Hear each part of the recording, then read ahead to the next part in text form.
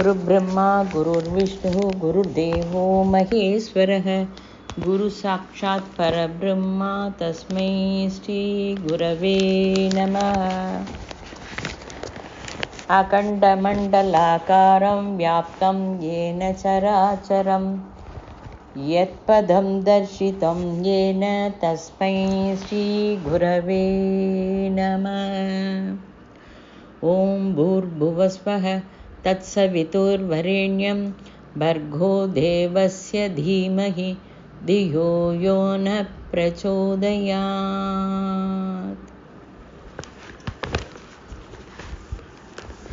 பாரதிய ஆத்தியாத்மிகத்தை பற்றி பேசின்னு இருக்கோம். நாம் செய்கிற நிறைய தப்பில் ஒரு பெரிய தப்பு என்ன அப்படின்னா, ஒரு சாமி ஃபோட்டோவை வச்சுட்டு வீட்டில் விளக்கேற்றி ஒரு ஊதுவத்தி ஏற்றுவோம். எப்போவாவது நமக்கு நினைவு வந்தால் ஒரு தேங்காயை உடைப்போம் அப்படின்னு நினச்சிட்டு இருக்கோம். நாம் ஒரு பக்தன் அப்படின்னு நம்மளோட பாவனை. அப்படிப்பட்ட விசித்திரமான தப்பு பாவனை நமக்கு இருக்குது. அது பாரதியது இதுக்கு இல்லை. சாமி ஃபோட்டோவை வச்சு பூஜை செஞ்சு நீ உன் லைஃப்பில் பகவானோடைய பிரவேசம் இல்லை அப்படின்னா நீ செய்கிற பூஜை அனாவசியம். நாம் எங்கு எப்படி இருக்கோமோ அப்படியே இருக்கோம்.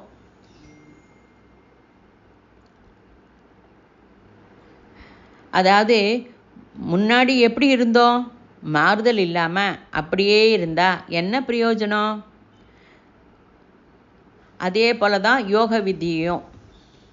டிஃப்ரென்ஸ் எங்கேருந்து வருது, எப்படி அதை ஃபாலோ செய்யறது அப்படிங்கிறத பற்றி சொல்கிறோம். என்ன பிரயத்தனை பண்ணுறோம்? ஒரு விசாலமான சக்தி சம்பூர்ண சிருஷ்டிக்கு காரணம்.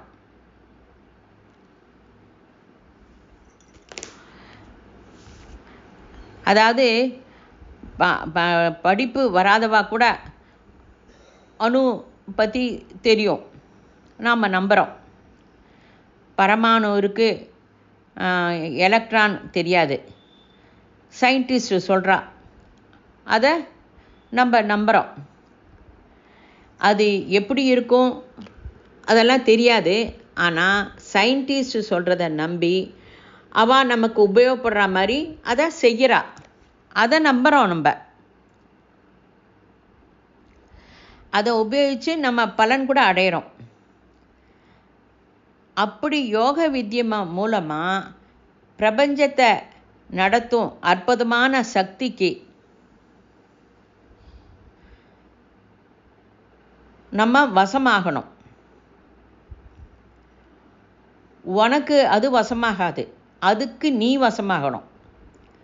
பகவான் வசமாக மாட்டார், பகவானுக்கு நீ வசமாகணும். அவ்விதம் பகவான் பிரபஞ்சத்தை நடத்தும் சக்திக்கு நாம் வசமாகிறது, அது யோக வித்யை. நம்ம யார்கிட்டையானும் பேசினா நம்ம பேச்சு அவளுக்கு அர்த்தம் ஆறுதா, புரியறதா, அதை கவனித்து பேசணும். அதை கரெக்டாக பண்ணணும். முதல்ல நீ பேசுகிறத கரெக்ட் பண்ணிக்கணும். வட வட வட வடன்னு நம்ம பேசிகிட்டே இருந்தாங்கன்னா எதிராளிக்கு புரியவே புரியாது. வலி அப்படிங்கிறது நமக்கு மைண்டில் மெமரியில் இருக்குது, அதை தான் வலின்னு சொல்கிறோம். பகவானுக்கு நாம் வசமாகிறது எப்படி? நம்மளுடைய ஆசிரமத்தில், நம் ஃப்ரெண்ட்ஸில், நம் மனுஷா அப்படின்னு நினைக்கிற மனிதர்களில் ஆர்கே மாஸ்டர் சொல்கிற விஷயம் என்னன்னா, அதற்கு யோக வித்யைக்கு ஏற்ப நாம் எப்படி விதி விதானம் தெரிஞ்சுட்டு அதை ஃபாலோ பண்ணணும். அதுக்கு ஏற்ற மாதிரி ஒரு குரூப் ஆஃப் பீப்புளை உருவாக்கணும். புரியுறதா? ஸ்பஷ்டமாக புரிஞ்சுக்கோங்க. யோக வித்யை உனக்கு எவ்வளவு அனுபவத்தில் வந்து இருக்கோ அது தினசரி வாழ்க்கையில் நீ கவனிச்சுட்டே வரணும். இங்கிலீஷ் தெரிஞ்சுக்க டீச்சர்கிட்ட போய் முதல்ல ஏ கற்றுப்போம், அடுத்த நாள் பி கற்றுப்போம், அடுத்த நாள் சி கற்றுப்போம், அடுத்த நாள் டி. அப்புறம் இதெல்லாம் கற்றுன அப்புறம் இங்கிலீஷு அந்த சின்ன சின்ன வேர்டை சேர்த்து படிக்கிறத சொல்லி தருவா. அப்புறம் சென்டென்ஸு. இப்படி ஒவ்வொரு நாளும் நம்மளுடைய இங்கிலீஷ் இம்ப்ரூவ் ஆகும். இங்கிலீஷ் மாஸ்டர் ஆகிறதுக்கு முன்னாடி நிறைய ஸ்திதி இருக்குது இல்லையா? அக்ஷரத்துலேருந்து அதை சேர்த்து படிக்கிறது, எழுதுறது, அக்ஷரத்தோடு அக்ஷரம் கலக்கிறது, வியாக்கரணத்துக்கு போகிறது, அப்புறம் நீயே சென்டென்ஸ் ஃபார்ம் பண்ணி எழுதுறது, படிக்கிறது எல்லாம் இருக்குது. அதாவது உன்னோட பாவத்தை நீ எக்ஸ்பிரஸ் சொல்கிற வரைக்கும் அது நீ முன்னேறி இருக்க. உன்னோட முன்னேற்றத்தில் ஒவ்வொரு அடியும் உனக்கே தெரியுறது இல்லையா? இன்றைக்கி இந்த அக்ஷரம் தெரிஞ்சது, சில நாள் கழித்து சேர்த்து படிக்கிறது தெரிஞ்சது, சென்டென்ஸ் ஃபார்ம் ஆகிறது தெரியறது. உனக்கு யோக வித்யையில் அந்த அனுபூதி வரதா? இன்றைக்கி சாதனையில் ஒரு சின்ன படி ஏறின, ஓகே. அதாவது சி எழுத தெரிஞ்சப்புறம் டி தெரிஞ்சுட்டோம் இல்லையா? அப்படி யோக விதியில் இன்றைக்கி நீ என்ன கற்றுண்ட அதை நம்ம ரொம்ப ஸ்பஷ்டமாக புரிஞ்சுண்டா ரொம்ப சுலபமாக எவ்வித இடைஞ்சலும் இல்லாமல் யோக விதியில் நம்ம முன்னாடி போவோம். எம்பிபிஎஸ் படிக்க ஜாயின் ஆகிட்டோம். ப்ராக்டிக்கல்ஸ் எப்போன்னு நம்ம கேட்க மாட்டோம். ஏன் அப்படின்னா காலேஜில் எந்தவித ஸ்ட்ரைக்கும் இல்லாமல் இருந்தால் 6 வருஷம் கழித்து ப்ராக்டிக்கல் பண்ணுவோம். அது கேரண்டி. அது கூட கேரண்டி இல்லை. ஏன்னா காலேஜ் ஸ்ட்ரைக் இருந்ததுனாக்க கிளாஸ் எல்லாம் ரொம்ப போயிடுமே. அதனால் அதுவும் கேரண்டி இல்லை. அப்புறம் எம்டி வேணும். இப்போ கொஞ்ச நாளில் 6 வருஷம் கழித்து ப்ராக்டிக்கல் பண்ணலாம். கொஞ்ச நாள் ஆச்சுன்னாக்க எம்டி வேணும்பா ப்ராக்டிக்கல் பண்ண. இன்னும் கொஞ்ச நாள் ஆச்சுன்னா டிஎம் ஆகணும், டிஎம் வேணும் அப்படின்பா. எம்டி கூட இல்லைன்னா மேற்படிப்பு நம்ம இன்னும் படிக்கணும். யோக வித்யையில் மட்டும் நீ கற்றுண்ட 2வது நாளே உன்னோட பலனை பற்றி நீ ஆலோசிக்கிறோம். ஃபஸ்ட்டு தப்பு என்ன அப்படின்னா யோக வித்யின் படியே நமக்கு தெரியாது. அதாவது யோக வித்யனாலே என்னன்னு தெரியாது. அது தெரியாமலே ஏதோ ஒரு நாள் கிளாஸுக்கு போயிட்டு அடுத்த நாளைக்கு பலன் கிடைக்கலையே அப்படின்னு சொல்கிறோம். அதாவது எங்கேருந்து ஆரம்பிக்கணும் அது தெரியணும். அதே தெரியலையே நமக்கு. நமக்கு தெரிஞ்ச ஒரு ஃப்ரெண்டு வீட்டில் அவரோட பையன் 6th கிளாஸ் படிக்கிறான் இந்த வருஷம். அடுத்த வருஷம் அவள் வீட்டுக்கு போனாக்க நமக்கு ஓரளவு தெரியும் எந்த கிளாஸ் படிப்பான்னு. 7th கிளாஸ் வந்திருப்பான்னு தெரிஞ்சுண்டு, என்னப்பா 7th கிளாஸ் வந்துட்டியா அப்படின்ட்டு அவன்கிட்ட ரொம்ப சகஜமாக கேட்போம். அதே போல் யோக விதியில் உனக்கு எதுன்னு அளவுகோல் இருக்கா? இல்லை. அப்படின்னா எதற்கு யோக வித்யை? நான் செய்கிற தப்பு என்னன்னு தெரியுறதா? 2வது தப்பு என்ன சொல்கிறேன் அப்படின்னா, பலனை பற்றி பேசுகிறியே. நீ எம்பிபிஎஸ் ஜாயின் பண்ணினா நீயா ப்ராக்டிஸ் பண்ணுறதுக்கு 6 வருஷத்துக்கு மேலே ஆகும். ஆனால் அந்த எம்பிபிஎஸ்ஸில் சீட்டு கிடைக்கிறதுக்கு நீ எத்தனை வருஷம் கஷ்டப்படுற? அதையும் நீ கணக்கில் சேர்த்துட்டு வேண்டாமா? ஏதோ இன்னைக்கு ஆரம்பித்தோம் அப்படின்னு நினைக்கிற. ஓம் பூர்புவஸ்வக இன்னும் பூரா முடியல. உங்களுக்கு தெரியாது மாஸ்டர், ஆரம்பித்தேன், எனக்கு பலனும் கிடைச்சுடுத்து. அப்படியா? அப்போ விஸ்வாமித்திரர் வசிஷ்டர் வருஷக்கணக்காக ஜபம் செஞ்சு தபஸ் பண்ணினா பலன் வரல. நமக்கு மட்டும் ஆரம்பித்த உடனே பலன் வரணும். ஆரம்பித்த உடனே ஜாப் வந்துடணும். பொண்ணுக்கு கல்யாணம் ஆகிடணும். இன்ஜினியரில் எம்டெக்கில் சீட்டு கிடச்சிடணும். எப்படி? அதாவது நீ ஓம் பூர்புவஸ்வக ஆரம்பிச்சிருப்ப, உனக்கு ஏதோ பூர்வ ஜென்ம சுக்ருதம் இருக்கும், காலம் கணிஞ்சு வந்திருக்கு, அந்த ரிசல்ட்டில் உனக்கு சீட்டு கிடச்சிருக்கு. அது ஜபத்தால் கிடையாது. ஏதோ லிங்க்கு சொல்வ நீ. அதாவது நான் ஒரு ஜபத்தை ஆரம்பித்தேன், எனக்கு கிடச்சிடுத்து அப்படின்னு நீ லிங்க்கு சொல்லிப்ப. ஓம் பூர்புவஸ்வக மாஸ்டர் தலைவலி வந்துடுத்து, காயத்ரி மந்திரம் அல்லது எனி மந்திரத்தை நம்ம எப்படி எடை போடுறோம்?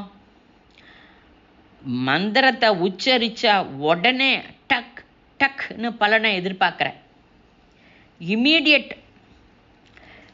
நீ செய்கிற வேலை இம்மீடியட் கிடையாது, பலன் மட்டும் இம்மீடியட். நம்மளுடைய மூர்க்கத்துவம். அதாவது இதுக்கு சில பேர் நெய் போட்டு அதை ஆயுஜம் அந்த அக்னியில் நெய் போடுற மாதிரி நமக்கு நம்மளை ஊக்குவிப்பா. அதுக்கு ஆமா போடுவா. பண்டிதர் என்ற பெயரில் இருக்கா, ஆனால் நமக்கு பயம் வருது சகஜம்தான். இப்போ எலக்ட்ரிக் ஒயர் இருக்குது, அது கிட்ட போகாத, அது ஷாக் அடிக்கும் அப்படின்னு சொன்னால் நம்ம பயப்படுறோம். அப்போ என்ன நினைக்கிறோம்? அந்த இடத்துக்கு போகாமல் தூரத்தில் இருந்தே பார்க்கறது நல்லது அப்படின்னு தள்ளியே இருக்கும். அந்த பலன் குறித்து நாம் யோக சாதனை செய்யறதுக்கு டைம் ஆகும். பலன் மெதுவாக தான் வரும்.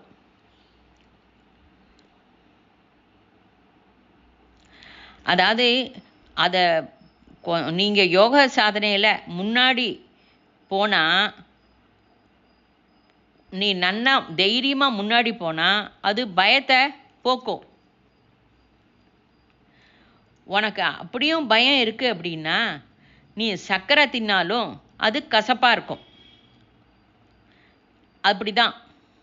அல்லது ஜுரம் வரும். ரெண்டுமே சாதாரணம் இல்லை. பகவானை பூஜை பண்ண இந்த கஷ்டம் வந்தது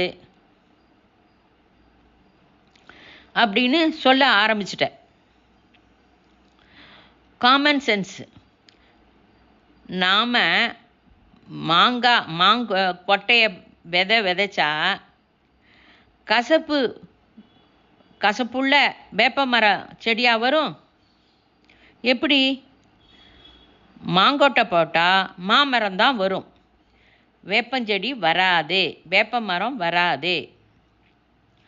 யோக வித்யனைக்கு சாதனை செஞ்சு இன்ஃபினிட் பலனை தருவதை நம்ம உணர்வோம். அதாவது அப்படி இன்ஃபினிட் பலன் வருங்கிறது நிச்சயம். அப்படி இருக்கும்போது யோக சாதனையினால் கஷ்டம் வருது அப்படின்னு சொன்னால் உன்னை என்ன சொல்ல? ஆனால் அந்த கஷ்டம் மட்டும் கண்டிப்பாக யோக வித்யினால் வரல அப்படின்னு திட நம்பிக்கை உனக்கு ரொம்ப நம்பிக்கையாக கெட்டியாக இருக்கணும். நிறைய காரணங்கள் இருக்கலாம். அதாவது ஜுரம் வருது அப்படின்னா நிறைய காரணம் இருக்கலாம். முந்தின இரவு நீ மழையில் நனைஞ்சிருக்கலாம், ஜலதோஷம் வந்திருக்கலாம், எதுக்கு இப்படி சொல்கிறேன் அப்படின்னா, யோக வித்யையில் 2 காரணங்களை தள்ளி வைக்கவில்லை எனில் யோக வித்யைக்கு முன்னாடி நம்ம முன்னேற்ற பாதையில் போக முடியாது. யோக வித்யையில் சேர்ந்துட்டா, நீ கற்றுக்கணும்னு வந்துட்டா, உனக்கு வித்தியாசம் தெரியணும். முதல்ல தெரியாது. இப்போ எக்ஸசைஸ் பண்ணுறோம்.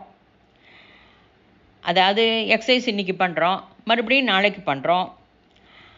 அப்போ 2வது நாளே அது மசில்ஸ் எல்லாம் ரொம்ப இம்ப்ரூவ் ஆகிடாது இல்லையா? ஆனால் எக்ஸசைஸு தினம் செய்யறதுக்கும் செய்யாமல் இருக்கிறதுக்கும் வித்தியாசம் உனக்கு தான் தெரியும். மானசீக ஸ்திதி, சாரீர அனுபூதி உனக்கு தெரியும். அது தெரியல அப்படின்னா நீ செய்யலைன்னு அர்த்தம். சாதனை சரியாக செய்யறதுக்கு முயற்சி பண்ணு. தினம் தினம் உன்னோட சாதனை கொஞ்சம் கொஞ்சமாக முன்னேற்ற பாதையில் முன்னாடி போகணும். நம்ம முன்னாடி போயின்னு இருக்கோம் அப்படிங்கிறது, அந்த அனுபூதி உனக்கு நிரந்தரம் தெரியணும். எங்கு தப்பு நடக்கிறதோ அதை தெரிஞ்சுக்கோ. சரி, சாதனையை எப்படி ஆரம்பிக்கலாம் அப்படிங்கிறத கவனிப்போம். 3 லட்சணங்களை மனசில் நினைவுபடுத்திக்கோ. ஃபஸ்ட்டு என்ன லட்சணம் சொல்கிறேன்? நம் ஸ்தாயி என்ன, எந்த ஸ்தாயியில் இருக்கோம், எந்த ஸ்தாயிக்கு போகிறோம், அதை நன்னா புரிஞ்சுக்கோ.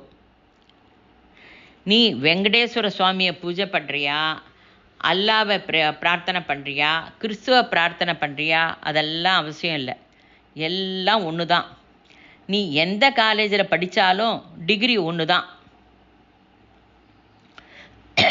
சாதனை ஆரம்பிக்கிறதுக்கு முன்னாடி நீயே ஒன்றா பரிசீலனை செஞ்சுக்கோ.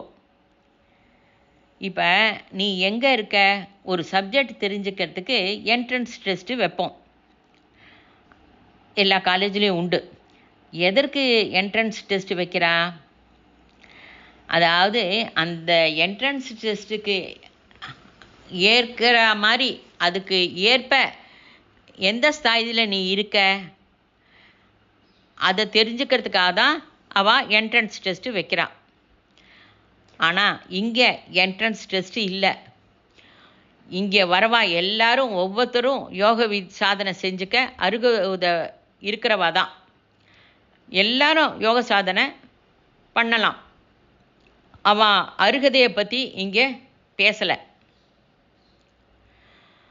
அவரவர் நிர்ணயம் அவரவருடையது. இதை கொஞ்சம் சொல்லும்படியாக இருக்குது. அதாவது இப்போ இந்த காலத்தில் இதை நீ இதை பண்ணு, பிரபஞ்சத்தில் எனக்கு இந்த சாதனை நீ பண்ணு, இதை பண்ணினா நீ முன்னாடி போவ அப்படின்ற சொல்கிற குரு பிரபஞ்சத்தில் எனக்கு எங்கும் பார்க்க முடியல. நீ இந்த ஸ்தாயி, இங்கிருந்து ஆரம்பி, அக்கம் பக்கம் பார்க்காத அப்படின்னு சொல்கிற குரு இப்போ கிடையாது. மொத்தமும் நம்மளுடைய எஜுகேஷன் சிஸ்டம் கொஞ்சம் இது முன்பின்னா மாறி இருக்கு. அதே போல தான் யோக வித்யை கூட மாறி இருக்கு. கொஞ்சம் டீச்சர்ஸ்க்கு சப்ஜெக்ட் நன்னா தெரியும், ஆனால் எக்ஸ்பிளைன் பண்ண தெரியாது. அவள் எக்ஸ்பிளைன் பண்ணுற விதத்தை பார்த்தாலே ஸ்டூடெண்ட்ஸுக்கு அப்பா எதுக்கு இந்த கிளாஸ்க்கு வந்தோம் அப்படின்னு நினைக்க தோணும். சப்ஜெக்ட் வராதா? சப்ஜெக்ட் வரும் அவளுக்கு. அதே மாதிரி தான் யோக வித்யை நன்னா தெரிஞ்ச குருமார்கள் இருக்கா. எதிரில் இருக்கிற ஸ்டூடெண்ட்ஸு ஸ்தாய்க்கு இறங்கி அவளுக்கு சொல்லி புரிய வச்சு அவளை மேல் சுதி கொண்டு வர இதுவரைக்கும் குருகுலத்தில் இருந்தது. இப்போ அதுபோல் குரு இல்லை. இல்லைன்னா என்ன? இல்லைன்னு சொல்கிறோம், ஆனால் குரு இருக்காரே. குரு பிரம்மா குரு விஷ்ணு குரு தேவோ மகேஸ்வரக குரு சாட்சாத் பரபிரம்மா தஸ்மை ஸ்ரீ குரவே நமக. குரு சர்வ வியாபி, சர்வ சமர்த்த,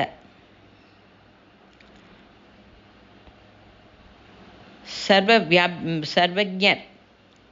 குரு இல்லாத இடமே இல்லை, நிறைஞ்சு இருக்கார். அந்த குருட்ட போய் கேளு, நான் என்ன ஸ்தாயில் இருக்கேன், அங்கேருந்து என்ன நீங்கள் வழி நடத்துங்கோ அப்படின்னு நீ கேளு. இப்போ டெலிஃபோனில் நம்ம பேசுகிறோம், ஒரு ஃப்ரெண்டுகிட்ட பேசுகிறோம். நீ நிறைய கொஸ்டின் கேட்ப. உன் வீட்டில் எப்படி இருக்கா, உன் குழந்தைகள் என்ன படிக்கிறா, உன் பொண்ணு அமெரிக்காவிலேருந்து ஃபோன் பண்ணாளா, அப்படி இப்படின்னு அடுத்து ஒரு 10-15 கொஸ்டின் கேட்குற. அவள் ஆன்சர் சொல்கிறதுக்கு நீ விடுறதில்ல. நீ ஒரு க்ஷணம் நிறுத்தினா உன் பேச்சைய அவள் சொல்லுவா. குரு பிரம்மா அப்படின்னோடனே சைலன்ஸ். நான் கேட்குறேன், எங்கே இருக்கேன், என்ன செய்ய சொல்கிற அப்படின்னு கேளு.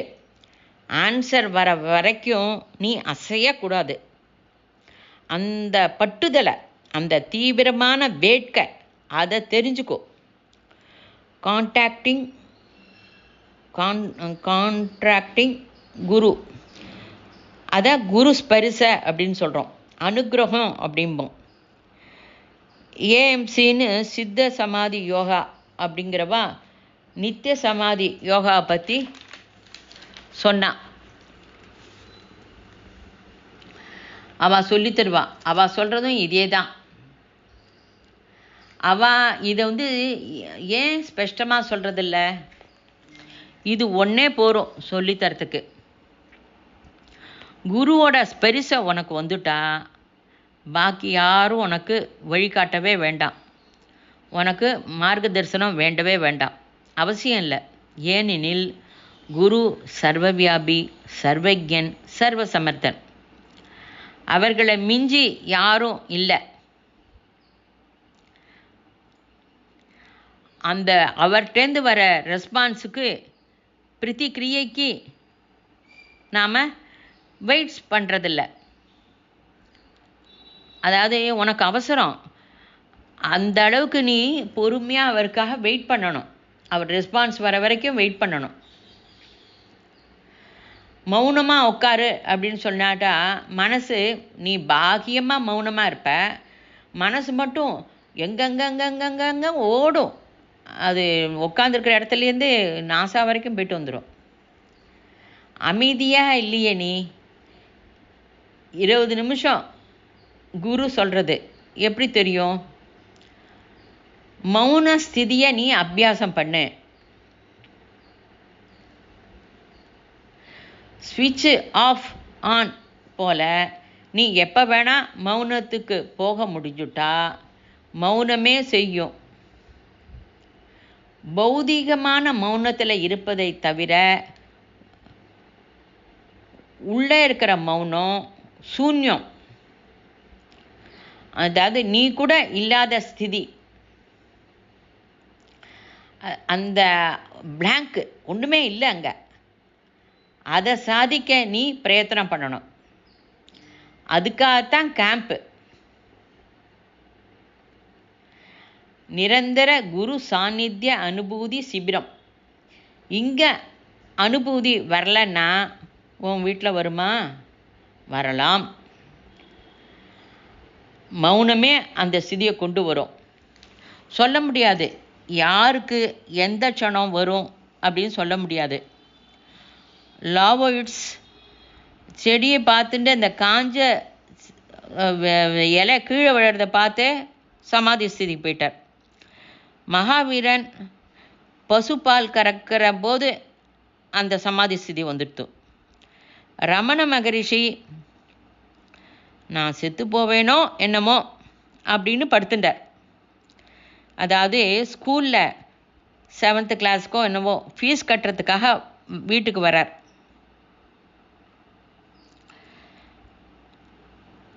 அப்போ அவர் வீட்டில் வந்து படுத்துண்டு செத்து போயிடுவேனா அப்படின்னு நினச்சிட்டே இருந்தார். அந்த சிதி போயிட்டார். ஆனால் ரமண மகரிஷி ஆகிறதுக்கு 16 வருஷம் ஆச்சு. யோக ஸ்திதி போகிறதுக்கு டைம் ஆகும். ஃபஸ்ட்டு மௌன ஸ்திதி வரணும். சூன்யம் சூன்யம் அந்த ஸ்திதி வந்துடுத்துன்னா நீ எதுவுமே செய்ய வேண்டாம். மௌனமே செய்யும். நிரந்தர மௌனம்.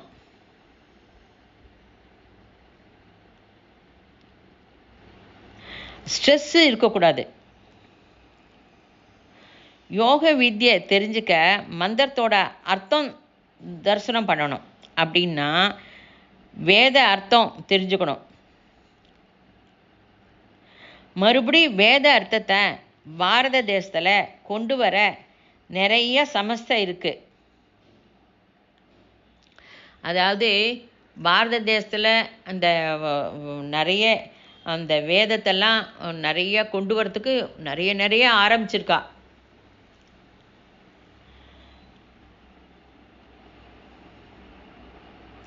அதேமாரி குண்டூரில் இப்போ அதெல்லாம் வேணத்தான் வேணும். ஏன்னா இந்தியாவில் இருக்கிற பாப்புலேஷனுக்கு வேத சமஸ்தையெல்லாம் நிறைய வரணும். இப்போ குண்டூர்லேயே நிறைய காலேஜ் எல்லாம் இருக்குது. ஆனாலும் சீட்டு கிடைக்கல. இன்னும் ஒரு 40 காலேஜ் வந்து இன்னும் ஒரு 100 ஸ்கூல் வந்தால் கூட போராது. வேத வித்யை போஷிக்கிற வேத பண்டிதர்கள் இருக்காளா? அவ வேதத்தை போஷிக்கிறாளா? அவ வேதத்தினோட சவரூபத்தை போஷிக்கிறார்களா? ஓம் பூர்புவஸ்வ தத்சவிதுர் வரேண்யம் பர்கோ தேவஸ்ய தீமஹி தியோ யோன பிரச்சோதயாத். மாஸ்டர், இது காயத்ரி மந்திரம். இதே காயத்ரி மந்திரத்தை விஸ்வாமித்ரர் வசிஷ்டர் செய்தார். தயானந்த சரஸ்வதி செஞ்சார். ஸ்ரீராம சர்மா ஆச்சாரியா செய்தார். அவளுக்கு மந்திரம் பேசினது போல நமக்கு பேசலையே. மந்திரத்துக்கு பின்னாடி சப்தத்துக்கு பின் உள்ள சக்தியை போஷிக்காம ஏதோ ரட்சணை செய்கிறோம் அப்படின்னு ஒரு பிரமையில் இருக்கும்.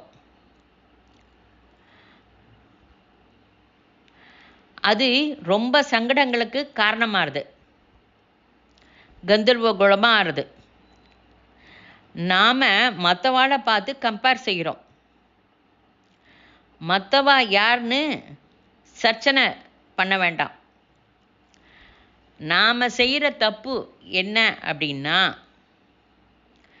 அதாவது ஏதேனும் நிஷிப்தம் செய்யணும்னு நினச்சா, பத்திரப்படுத்தணும்னு நினச்சா அதை எங்கேயோ எழுதி கனரா பேங்க்லேயோ ஸ்டேட் பேங்க்லேயோ லாக்கரில் டபுள் லாக் இல்லை 4 லாக் பெட்டி பத்திரப்படுத்துகிறோம். உனக்கு எங்கே உபயோகப்படுறது? உனக்கு உபயோகப்படாது. உனக்கு உபயோகப்படும் வேதம் புஸ்தக ரூபத்தில் இருந்தால் உபயோகம் ஆகாது என்று சொல்கிற ரிஷி அதை எழுதலை. ரிஷி ஏன் எழுதி வைக்கலை? அந்த காலத்தில் பிரிண்டிங் ப்ரெஸ் இல்லையா? அவளுக்கெல்லாம் பிரிண்டிங் ப்ரெஸ் கூட அவசியம் இல்லை. அவள் ஏன் பத்திரப்படுத்தலை அப்படின்னா, ஓப்பனாகி உனக்கு சொன்னால் உனக்கு ஒன்றும் புரியாது. லலிதா சஹஸ்ரநாமத்தில் அந்தர்முக சாதனை பண்ணு அப்படின்னு சொல்கிறா. அதாவது நீ அந்த அந்த இதெல்லாம் உள்முகமாக போனால் தான் புரியும், பாக்கியமாக உனக்கு புரியாது. உள்ளே உள்ள சைத்தன்யத்தை பிடித்துக்கிறதுக்கு ட்ரை பண்ணு. நீ முயற்சி பண்ணினா 5-6 நாள்லையே லிங்க் கிடச்சிடும். 24 கோடி வருஷமாக ஜென்ம ஜென்மமாக நீ செஞ்ச பலன் இப்போ இந்த 1.5 வருஷம் இருக்குது. மறுபடி சான்ஸ் வருமா தெரியாது. March September, September to March அந்த மாதிரி எக்ஸாம் போல் கிடையாது.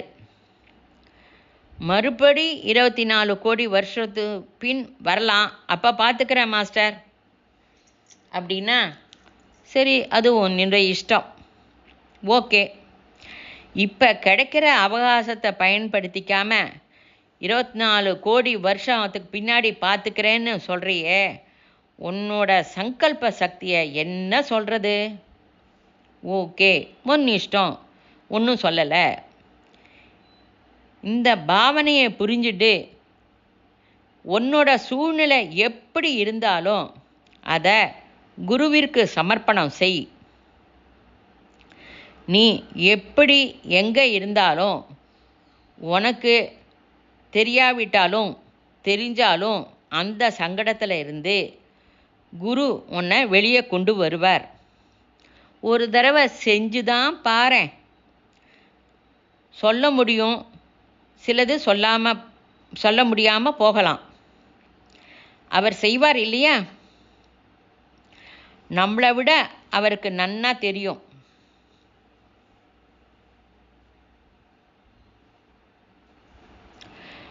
ரொம்ப பேர் அது கண்ணில் அது கேட்ராக்ட் ஆப்ரேஷன் பண்ணிக்கிறதுக்காக டாக்டர்கிட்ட போவான். டாக்டர் சொல்வார், உனக்கு இது அந்த பொறை இன்னும் வளரணும், இப்போ பண்ண முடியாது அப்படின்பா. இல்லை டாக்டர், நீங்கள் இப்போ தான் பண்ணணும் அப்படின்னு நீ சொன்னேன்னா உன்னோட கண் பார்வை போகும். நீ டாக்டரா அவர் டாக்டரா? அக்செப்ட் பண்ணிக்கோ. உனக்கு கஷ்டம் வரும்போது அந்த தாங்குகிற சக்தி வரணும், அதை நீ ஒப்புத்துக்கோ. அந்த கஷ்டத்தை தாங்கிக்கோ. மௌனமாக உள்ளுக்குள்ளே கான்டாக்ட் பண்ணிக்கோ. மௌனமாக இருக்கல அப்படின்னா குரு சரித்திரம் படி. மௌனத்தோட ரூபம் குரு பாராயணம்.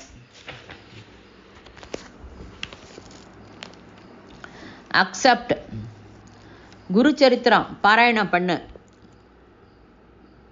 அதாவது மௌனமாக என்னால் இருக்க முடியல மாஸ்டர், ஓகே, குரு சரித்திர பாராயணம் பண்ணு. அதாவது குரு சரித்திர பாராயணம் பண்ணும்போது அந்த குருவோடையே லீனமாகு. மனசு அங்கே இங்கே போகாமல் படி. படிக்கணும், பேஜை திருப்பணும் அப்படிங்கிறது அவசியம் இல்லை. அப்படியே லீனமாகி படிக்கணும். வெங்கையசாமி லைஃப் ஹிஸ்ட்ரி, லாகிரி மஹர்ஷியா லைஃப் ஹிஸ்ட்ரி, ஷீரடி சாயி யோகி புக்கு, எந்த குரு சரித்திரம் படித்தாலும் ஓகே. அப்படி படிச்சுட்டே இருக்கும்போது அப்படியே லீனமாகும்போது கண்ணை மூடிண்டு உட்காரு. அப்படியே கண்ணை மூடிண்டு இருக்கியா, ரொம்ப விசேஷம். டைம் ஆகிடுதுன்னு எழுந்து போகாத, அப்படியே மௌனத்தில் இருந்துடு. அப்படியே உட்காரணும் தான் இருக்குது மாஸ்டர், வீட்டில் உட்கார முடியல, வீட்டு சூழ்நிலை ஒத்து வரல, ஓகே, இங்கே வந்து உட்காரு.